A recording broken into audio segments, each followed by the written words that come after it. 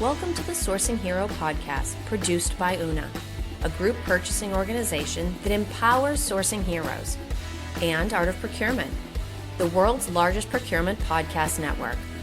I'm your host, Kelly Barner.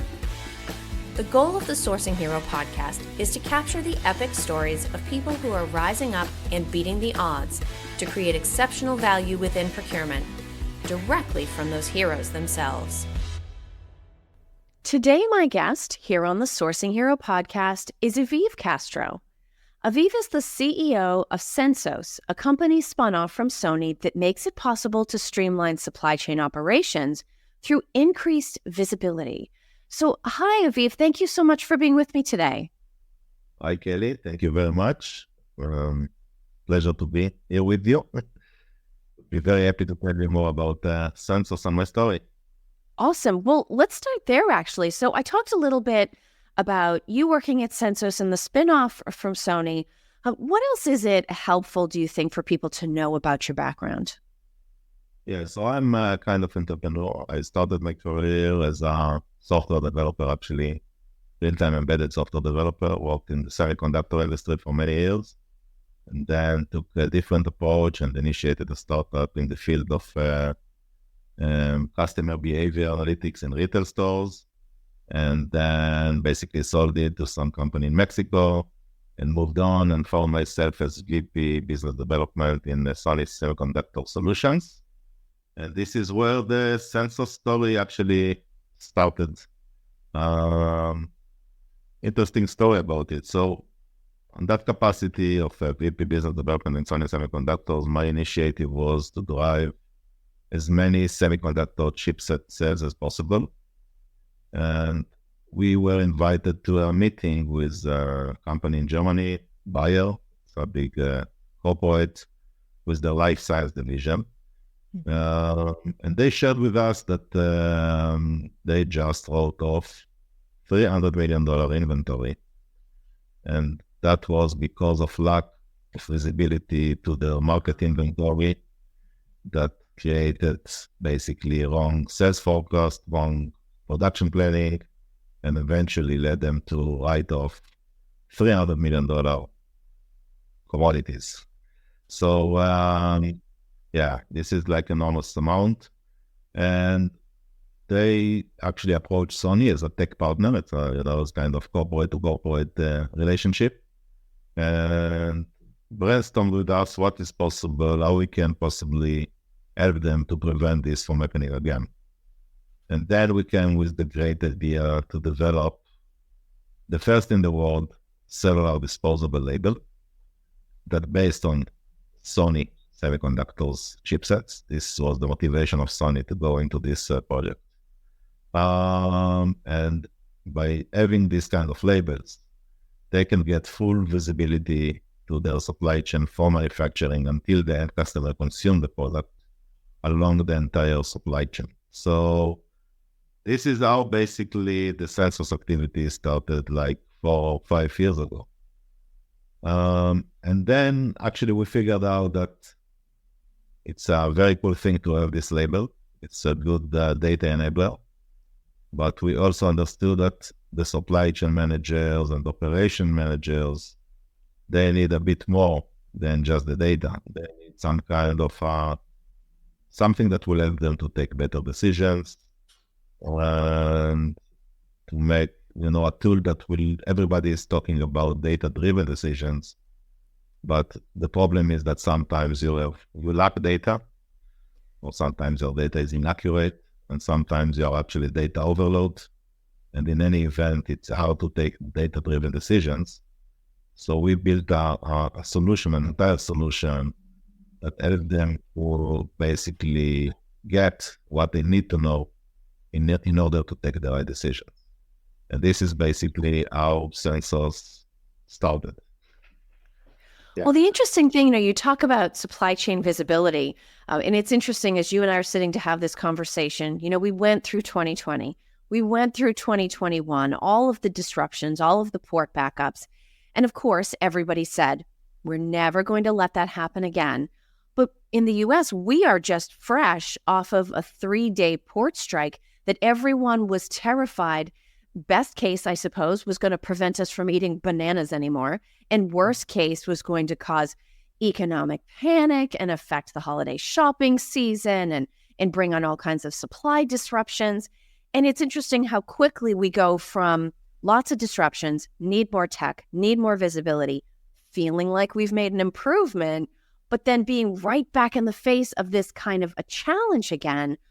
Why does it seem like so many of these issues, whether it's a visibility issue, a black swan event, or whether it's truthfully a data quality issue, as you brought up, that it's so difficult to take the steps that are needed to meaningfully address these supply chain problems that seem to continue recurring? Yeah. So to be honest, I think that the big picture of this is the fact that supply chains are not built in an agile way enough to react to different things that are happening. So I think that today, in today's world, we live in a situation that we cannot be surprised anymore, right? So every day something happens. Sometimes it really works, sometimes it's okay, but basically, sorry for the language, changes every day. And the thing is that, to be honest again, is that supply chains are not built in a way that they have the tools to react in proactively and agile enough to things that happen. And everybody is talking about, being more agile, making the organization more agile, but you cannot make something more agile. You need to build it agile, and you need the foundations to be agile. And I think that for all of this, the foundation of supply chain management is actually visibility. And when you have good supply chain visibility and good and high quality data, then you can build other layers that help you to be agile and react proactively to different things that happen. And it's not important what happened actually, because once you have these foundations, you can react and you can overcome a lot of obstacles that happens on a day-to-day basis. So again, I think visibility is still the foundation for all of that. And if you have real-time visibility, this is of course much better and help you to be proactive and help you to do later all the predictive analytics and predictive alerts and eventually to execute in a very proactive and agile way. Do you find that when the data is there, especially when you talked about predictive analytics, when the analytics are there, that supply chain teams and decision makers trust them? I think it's difficult in a lot of these situations to sort of suppress the human emotional response to what we're seeing and trust the data. But do you find that, especially given what we've been through, we're getting to the point with systems, with tools, with frameworks, with data quality, where people are willing to make those decisions based on data, in fact, or is it an ongoing battle keeping sort of the visceral response to unexpected events out of that decision making? Yeah. So I think this is a very good point. And today, what we see today in supply chain data or supply chain visibility, we can basically distinguish between two types of data. The first one is kind of human-generated data, if you like. It's kind of, carriers data, any public data that is existing, weather, port conditions, buses, airplanes, basically there are companies that are generating visibility based on aggregation of public data. So this is one type of data that is coming to the supply chain. And the second type is sensor-driven data, which is very, very accurate on a parcel level, pallet level, container level, and is real-time.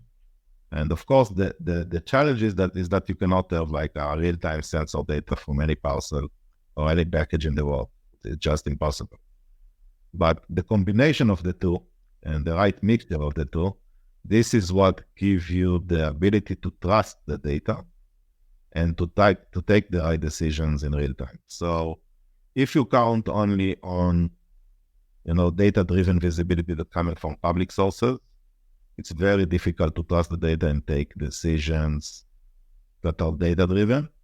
And if you are doing only sensor data, it's also difficult because you don't have enough coverage. So what actually Sensos is doing, we are mixing between the two. And this is how we provide a very high quality of data that will eventually lead to decision-making, but not only for decision-making. Based on this data, we can automate a lot of workflows and processes and supply chain to react proactively to things that happen in the supply chain. So this is, I think, the magic is the combination between sensor data and other public data. And this is how you can build the right and the full picture of what's going on. And of course, we do want more efficient supply chains, but the ultimate goal is to have supply chains that are so efficient that it allows for top-line growth. Can you talk a little bit about that connection between having a supply chain that works well, having decision makers that as things arise can make the right adjustments or can be agile, to your earlier point, so that it allows the business as a whole to grow and become healthier financially? Yeah, so I think there are several elements here. Number one is cost reduction of the entire, operation and supply chain management. I think today, especially for freight forwarders and logistic companies, margins are getting smaller and smaller, and it's a very competitive market. And if you, by optimizing your supply chain, you manage to achieve good cost reduction of your operation, you impact your bottom line, and it's a significant outcome for your business. The second one is customer satisfaction. By the end of the day, if your customer is waiting too much to get something, too long to get something, and is not satisfied, most probably he will not be your customer anymore. So today, in our B2C world, everybody is kind of expecting the same-day delivery experience with the real-time tracking of everything. And by the end of the day, the same people that are doing it in their personal life are sitting in some office and expecting to get the same experience in their B2B world. So I think customer satisfaction is crucial for the growth of businesses. We talked about the buyer case, losing a lot of inventory, so inventory optimization and excess inventories, it's a big thing. I'm always kind of saying that basically inventory write-offs are the sum of all organizational mistakes. So really, it's like the production mistakes. All the mistakes are basically converged to this point that you write off inventory. By having a very efficient supply chain, the chances to write off inventory or significant inventory is very, very low. And of course, sustainability and compliance are also important. We see today mainly in Europe a lot of sustainability acts and compliances that coming in regulations. And so basically, if you take the full picture, I think all of those have direct impact on the business outcome and success. So the incentive is huge. And because we've talked about agility several times, it's obviously not the result of one strategy, one tactic, one decision. It's a whole string of things.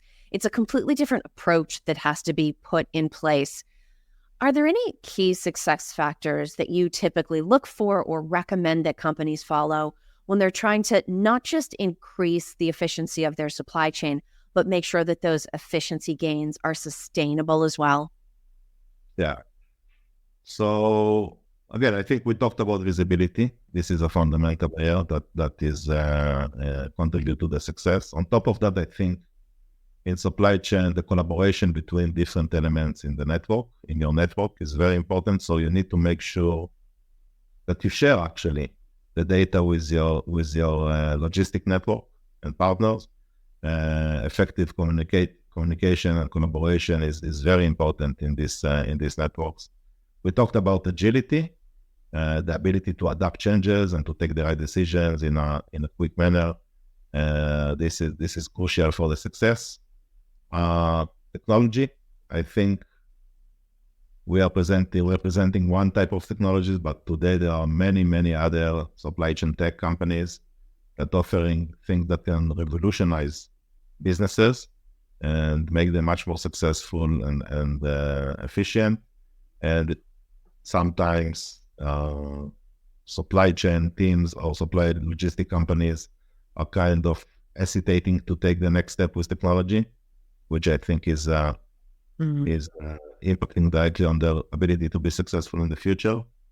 And of course, we are in a era that things are changed. There are now AI boot, AI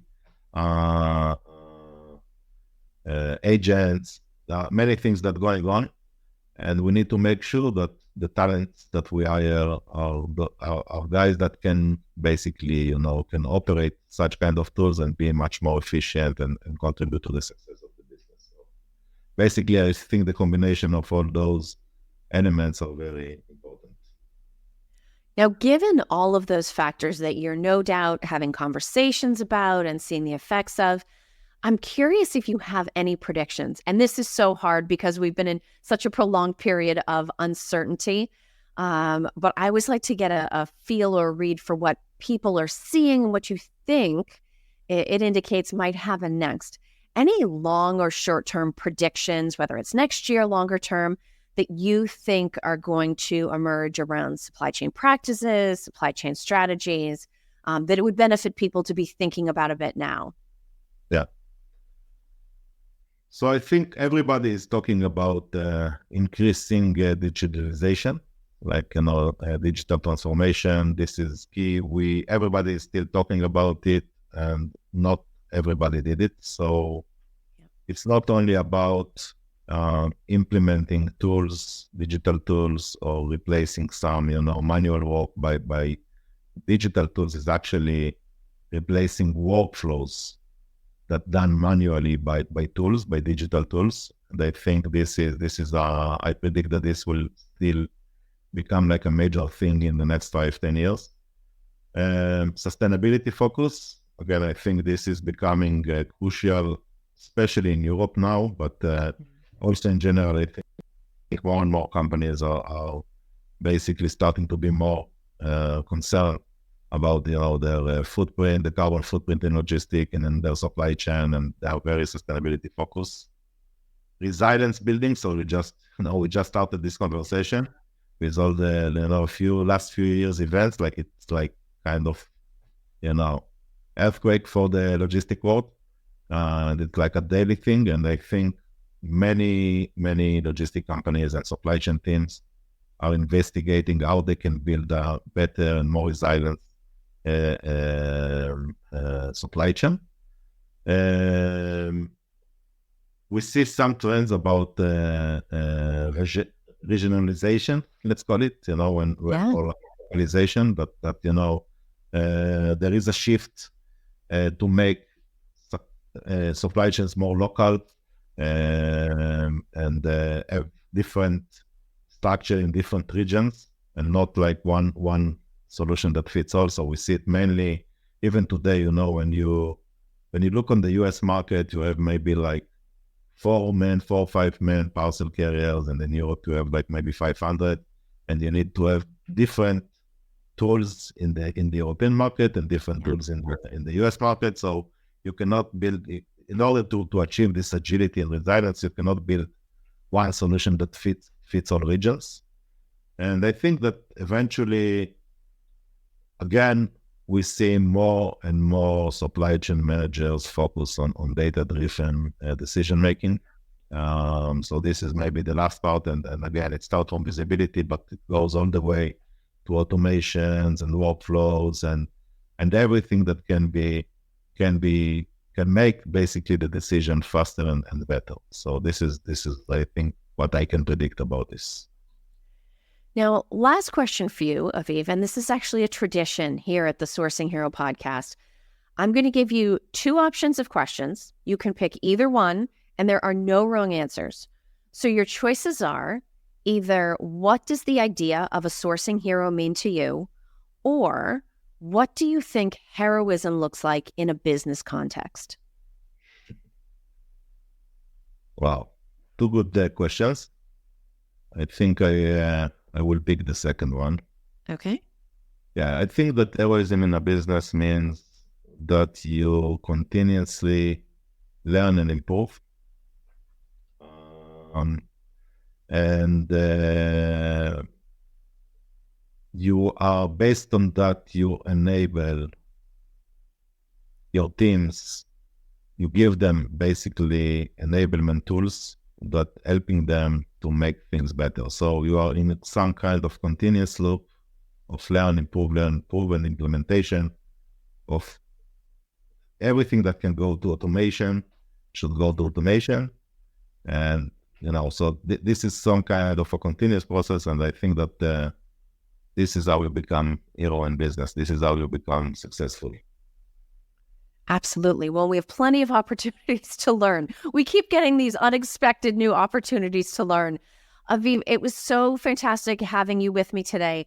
If people are listening into this conversation and meeting you for the first time, what is the best way for them to reach out and connect with you or follow up if they have additional questions?